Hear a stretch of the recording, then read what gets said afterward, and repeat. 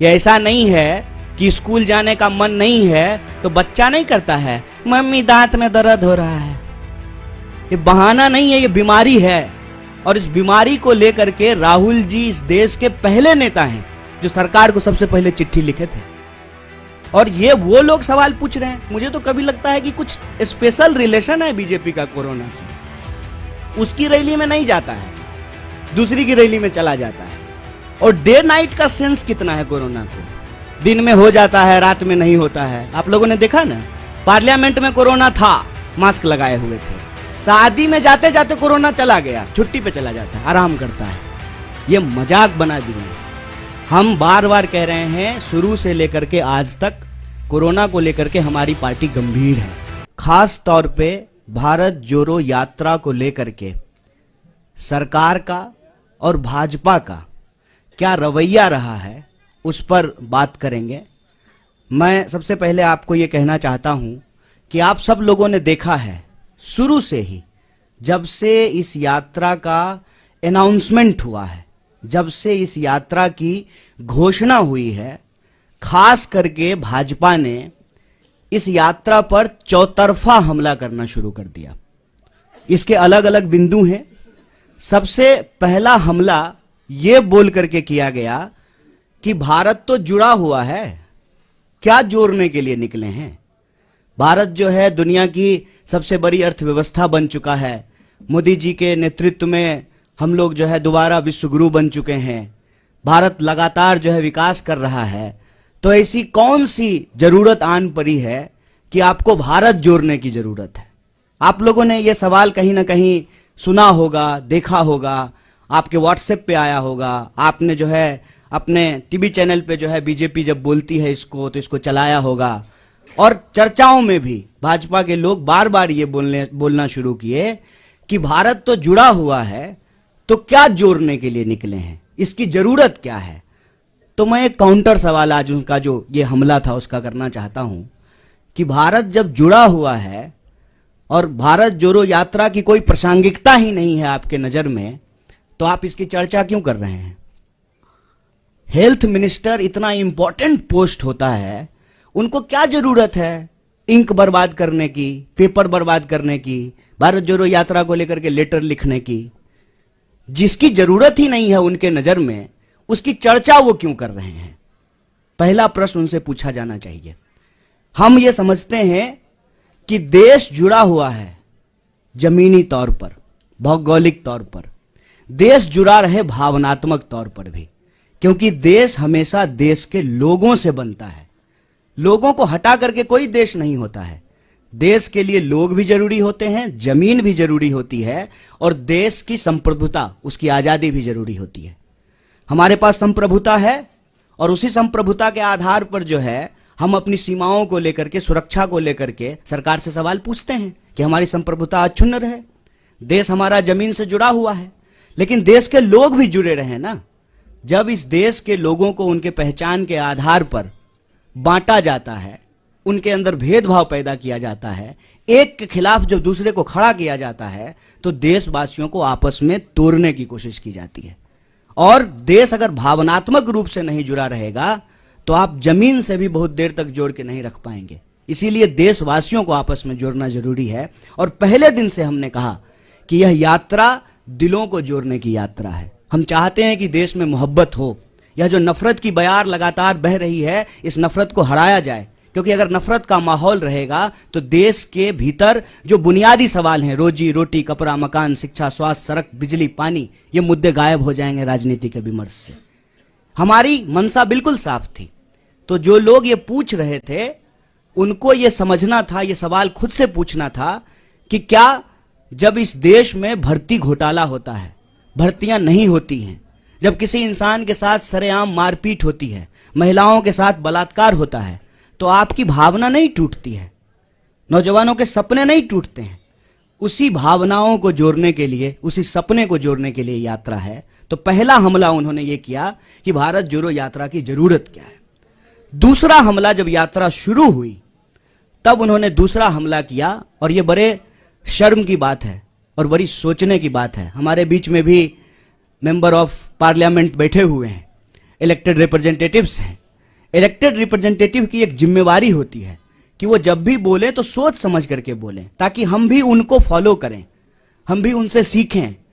और मैं तो कहता हूं कि आज अगर नेताओं की बात पे भरोसा करके कोई स्टूडेंट उसको सच मान ले और परीक्षा में वही लिख दे तो वो फेल हो जाएगा, क्योंकि वो इतना झूठ बोलते हैं, इतना गलत बोलते हैं। आप याद कीजिए, दूसरा हमला हुआ जिस दिन यात्रा शुरू हुई, देश के मंत्री के द्वारा, चुने हुए रिप्रेजेंटेटिव के द्वारा झूठ बोला गया कि राहुल जी जो है विवेकानंद जी की मूर्ति पे नहीं गए थे।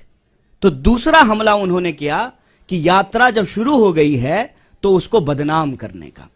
और यहीं पे यह बात रुकी नहीं, फिर बात आ गई जूते पर, फिर बात आ गई फीते पर, फिर बात आ गई टी शर्ट पर, फिर बात आ गई दाढ़ी पर, फिर बात आ गई महिलाओं पर। और यहां पर भी वो रुके नहीं, माने नहीं, हर दिन कुछ ना कुछ निकालना शुरू किए। और जब हकीकत में कुछ नहीं मिला तो जो उनका तीसरा हमला था, जो उनका डर्टी ट्रिक डिपार्टमेंट जो करता है कि किसी का सर किसी के जो है सर के ऊपर लगा दो, किसी का आवाज कहीं पे चिपका दो, यात्रा को लेकर के नकली वीडियो बनाना शुरू किए। यात्रा जब आगे चली जाती है तो पीछे सड़क खाली ही होगी, यात्रा आगे बढ़ गई है तो उस खाली सड़क का वीडियो बना करके दिखाते हैं, कोई है ही नहीं। अरे भाई, जब कोई है ही नहीं, कोई लोग यात्रा में आ ही नहीं रहा है, तो क्यों आपको अभी जो है प्रोटोकॉल की याद पड़ी है? कोरोना प्रोटोकॉल की जरूरत क्यों है? क्योंकि आप तो यही दिखा रहे हैं वीडियो बना बना करके कि कोई यात्रा में आ ही नहीं रहा है। जब कोई यात्रा में आ ही नहीं रहा है तो क्या पेड़ को मास्क पहना दें कि सड़क जो है लपेट करके कंधे पर रख दें राहुल जी के कि नहीं नहीं आप आगे बढ़ गए हैं, सड़क को पीछे कैसे छोड़ दिए हैं, इसको भी लपेट करके कंधे पर ले जाइए। वीडियो, नकली वीडियो, कभी जो है तबलीगी जमात तो कभी कुछ नकली वीडियो बना रहे हैं। जबकि यात्रा में जो लोग शामिल हैं वो देखते हैं सबसे आगे इस देश का राष्ट्रीय ध्वज होता है। और जयराम जी, दिग्विजय सिंह जी, इनसे हम नौजवानों को सीखना चाहिए कि लगातार वो उस झंडे के साथ चलते हैं। हमारा सेवा दल जो हमारे स्वतंत्रता आंदोलन के जमाने के जो गाने हैं उसको गाते हुए चलते हैं। पीछे जो है हमारा एक बैंड पार्टी होता है जो म्यूजिकली जो है देशभक्ति गानों को बजाता है और उसके पीछे जो है वो राहुल जी चलते हैं। तब जो है इस यात्रा के ऊपर जो है देशद्रोह जैसे कालिख लगाने की कोशिश करना, गलत वीडियो बना करके इसको बदनाम करना, ये इनका तीसरा हमला है। और चौथा हमला आप सब लोगों ने देखा होगा कि राहुल जी गुरुद्वारा जाते हैं तब भाजपा ठीक रहती है, राहुल जी जब चर्च जाते हैं तब भी बीजेपी को कोई दिक्कत नहीं है, राहुल जी जब मजार पे जाएं, मस्जिद पे जाएं तब भी भाजपा को कोई प्रॉब्लम नहीं है। मंदिर में जाते ही ऐसा लगता है जैसे भाजपा वालों को कोई जमाल गोटा खिला दिया हो, अचानक से दस्त होना शुरू हो जाता है। क्या प्रॉब्लम है आपको? इस देश का नागरिक, इस देश का व्यक्ति, इस देश के किसी भी धार्मिक संस्थान पर जाने के लिए स्वतंत्र है। आपका कोई जो है पेटेंट है क्या कि सिर्फ आप ही जाएंगे?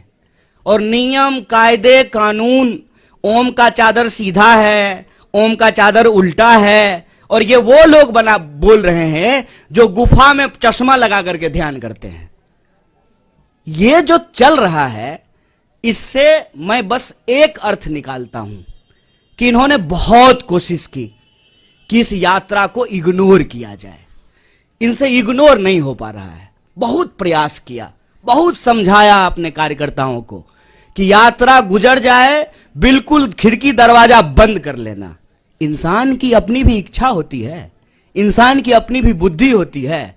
लोग खिड़की दरवाजा बंद कर लिए लेकिन छत पे चले गए भाजपा ऑफिस के और वहां से जो है यात्रा को हेलो हाय करना शुरू कर दिया।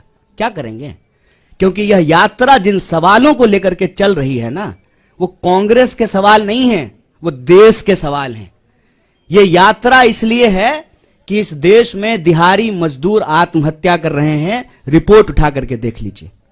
यह यात्रा इसलिए है कि इस देश के नौजवानों के सपने टूट रहे हैं, अब किसान के साथ साथ नौजवान भी आत्महत्या करने पर विवश हैं। आप व्यापारियों, छोटे व्यापारियों की हालत जाकर के देखिए कि किस तरीके से उनके उद्योग धंधे, उनका कारोबार जो है वो समाप्त किया जा रहा है। आप महिलाएं जब इसमें शामिल होती हैं तो उनका एक ही सवाल है कि हम सुरक्षा चाहते हैं। जिस तरीके से आज महिलाओं के ऊपर अत्याचार बढ़े हैं, वो उससे सुरक्षा चाहते हैं।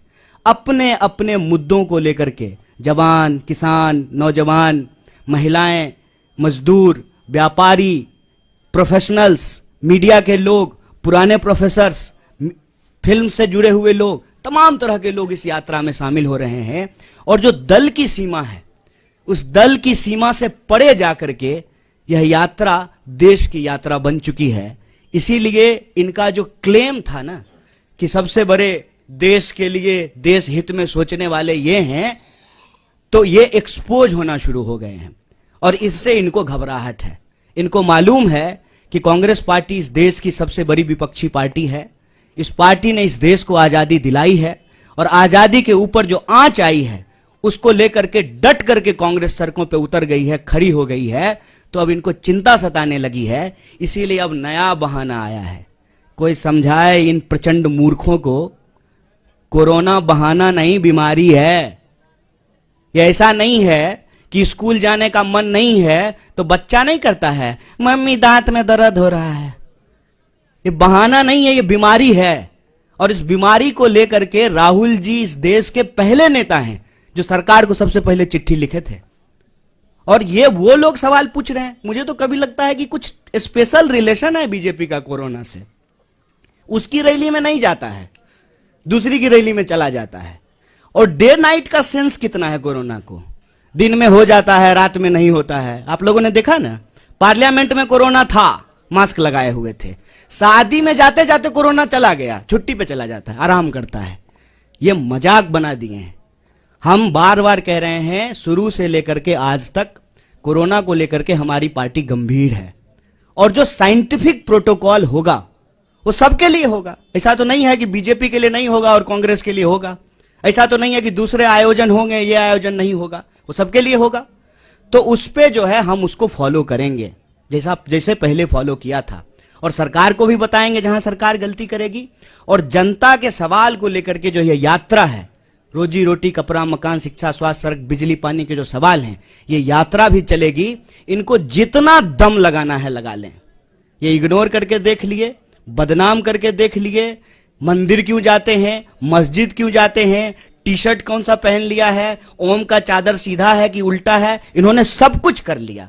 लेकिन यात्रा देखते देखते हेलीकॉप्टर से नहीं, ट्रेन से भी नहीं, पैदल चल करके, पांव से यात्रा कन्याकुमारी से दिल्ली पहुंच गई।